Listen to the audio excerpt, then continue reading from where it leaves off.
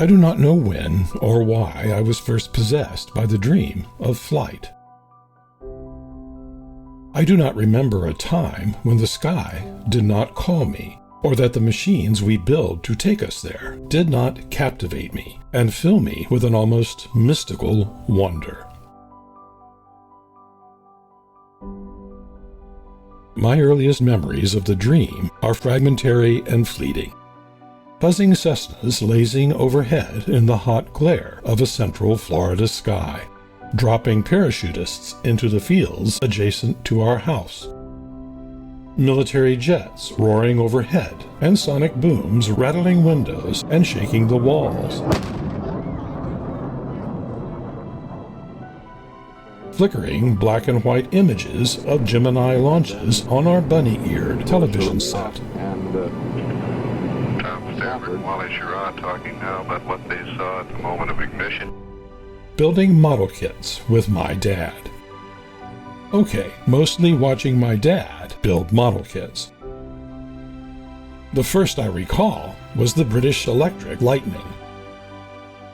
Then Atlantis' epic U.S. missile set. Revell's iconic Apollo and lunar lander.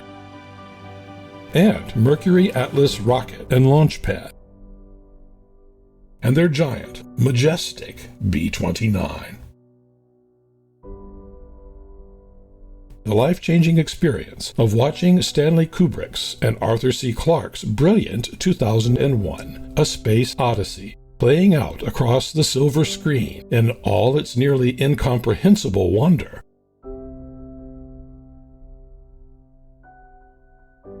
But of all these cherished things and memories, none of them were the moment or the thing which kindled the smoldering embers of the dream into living fire. That moment and that thing stand just as clear and sharp and alive and present now as then. It was a moment in the fall of 1969 when 7-year-old me made a new friend from down the street, and he introduced me to her. My first unrequited love. Remco's dual-control Pan Am jet cockpit. It was just like flying a real jetliner.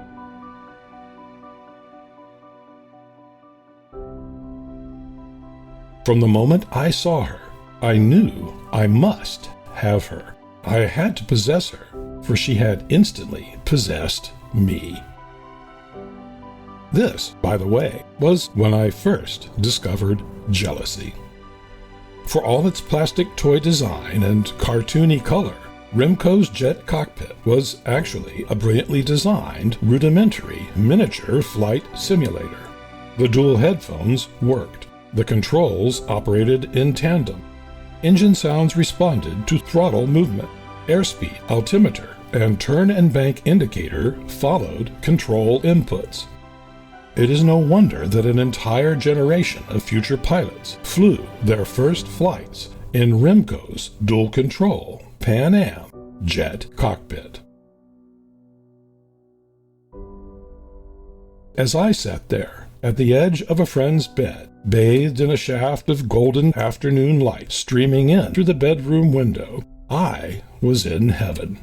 And though eventually I had to go home, some part of me never really left. Like all great and tragic unrequited loves, we only had that one moment together. Exactly why, I don't remember. I just know that I never got to see her again.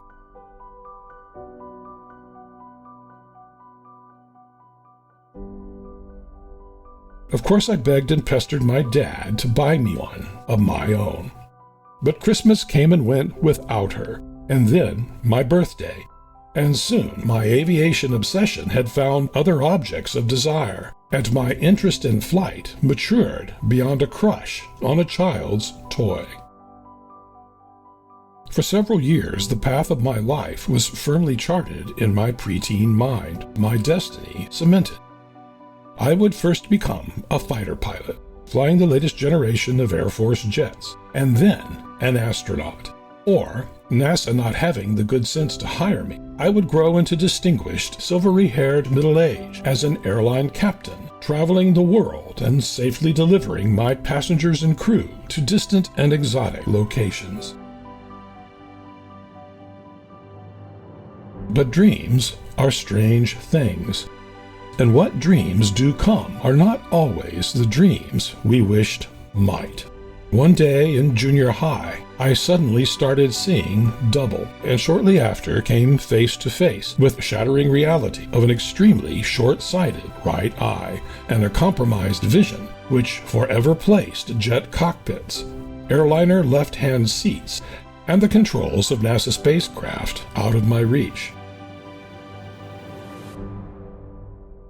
True dreams, of course, are not defeated by mere reality, even if they are forced to follow different paths. I do not remember a time when the sky did not call me, or that the machines we build to take us there did not captivate me and fill me with an almost mystical wonder. Thus it was in the fall of 1969, and thus it remained, and thus is it still, more than 50 years later. Now, this is where a man might spend most of his time in the home of the 21st century. This equipment here will allow him to carry on normal business activities without ever going to an office away from home. This console provides a summary of news relayed by satellite from all over the world. Now, to get a newspaper copy for 50 years have brought fantastic wonders into the world, some of which we children of the 1960s and 70s glimpsed and guessed from afar, and a great many others which we did not. Of all the many dreams we thought may come, not all did. But what dreams did come were amazing dreams indeed. And for all whose dreams are of traveling the skies to new and exotic places behind the controls of amazing and beautiful machines, we have come a long way from 1969. And Remco's dual control Pan Am jet cockpit.